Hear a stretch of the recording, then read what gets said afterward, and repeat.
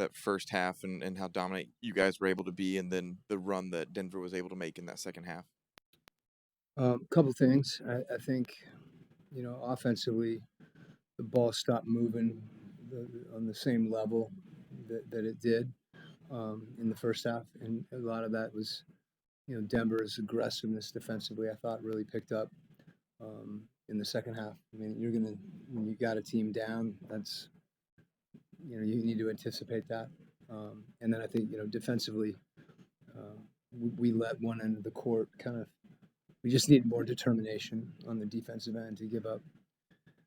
I mean, they're the best offensive team in the league, but that said, you know, giving up 40 in the third and the fourth, it's going to be awful tough to win that way. I thought we responded at one point, which was good to see, but our focus on the defensive end, and they missed some shots in the first half, no question, and they're going to make some, but we didn't fight them as much as we needed to defensively.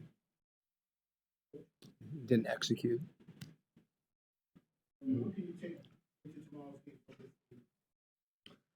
Well, this is, the thing about this league. This one hurts. They all hurt, but given kind of the way it happened, and you feel that, and I think it needs to be affirming for us that when we play the way that we want to play, get out and run and guard, that we're a pretty good team. And when we don't, it can go the other direction on us. So I think that swing for us is a big one. We have to be that determined, and then, but to your question specifically, you feel this one and some things that we, I think know intuitively that we can do better, and then you got to get ready for tomorrow night. We got to get on a plane and get to Washington, and we know how we played there last time and how they played, and got to be ready to go. Coach, Porzingis came off the bench for the second time in his career and had one of his better games of the season. Is that something we could see more of moving forward, or was that just due to his absence? Yeah, with our team, with JJ and O and Porzingis, we've got guys that can play in combination, in those situations. And, as I've said before, I think those things are fluid for us. Injuries have dictated a lot of our lineups and matchups, and we'll just keep evaluating that and do what we think is the best thing for the team. And I've said before, I think one of the good things about this group is it's a really selfless group, and those guys play for each other.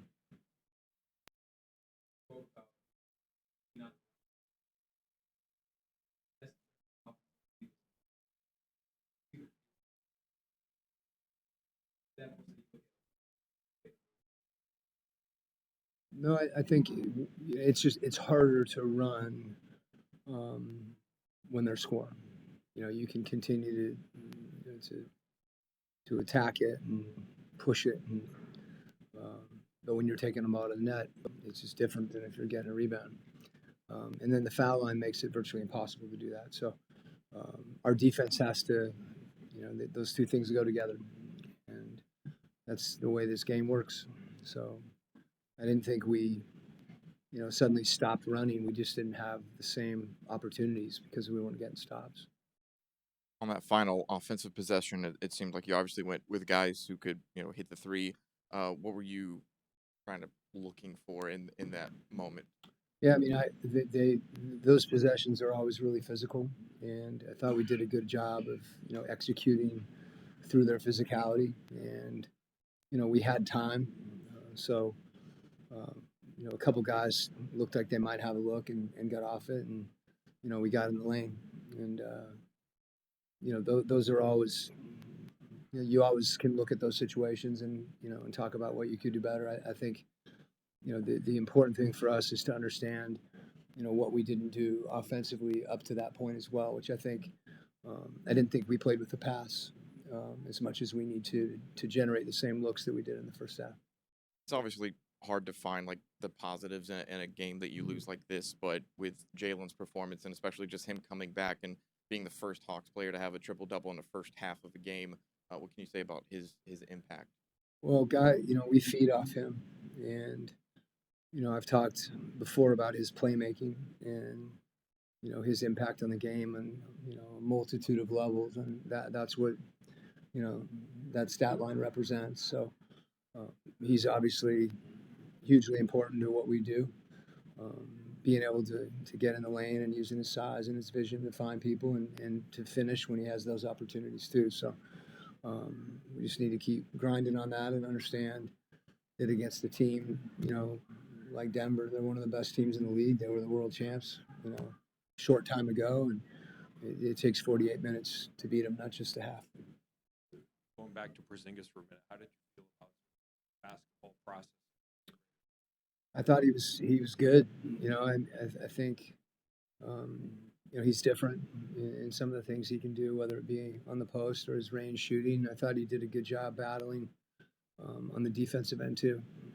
So he'll continue to continue to get in better and better condition. I think as he gets game reps, and it's good to have him back. Coach, you talked about, when you lose like this, it's always tough. And obviously, everybody in this league wants to be competitive. When you have a team like this on your floor and you have their backs on the ropes like you did in the first half, how important when it comes to the maturation of this team to let them know we have to close teams like this out on our floor? Yeah, well, I think a couple things on that. We've been unbelievably resilient. It's a different mentality when you're playing with a lead versus when you're playing from behind, and we did that again. I think we were down 9 at one point. I'm not sure the exact number, but we came back and made it a one possession game. So, but to your point, when you get a lead like that, understanding how you got it and continuing to try to do those things, and knowing a 20-point lead in this league is really nothing. To that those swings happen so quickly. As good as teams are shooting the ball, that's what happened. They started making threes, but we did things to facilitate those opportunities for them. So I think that when you're ahead, you have to keep defending. Is the biggest thing. And when you let up on that, you put a lot of pressure on your offense to either make shots or get easy buckets or whatnot. And in those moments, especially when you have a lead, you've usually got it because you're doing a pretty good job defensively and playing off your defense. And we just have to hang on to that tighter. Just on that point, though, as well, Coach, when you're going up against guys like Murray and Jokic, who've known each other for 10 years now, that continuity that they have and that belief of knowing how to execute so Sure. flawlessly, just how hard is it to defend against that? Yeah, I mean, that those guys in a two-man game, whether it's pick and roll or handoffs, it's one of the toughest covers in the league. And there aren't always a lot of answers other than you try to make them work, and maybe you make a play or you make them take a tough shot, and they're going to make some of those shots, which I think it's the other situations that you have more control over, that you have to be even better in because those guys are so good. When those situations come, they know how to play off each other and execute as well as anybody that we've seen in this league in a long time. Okay.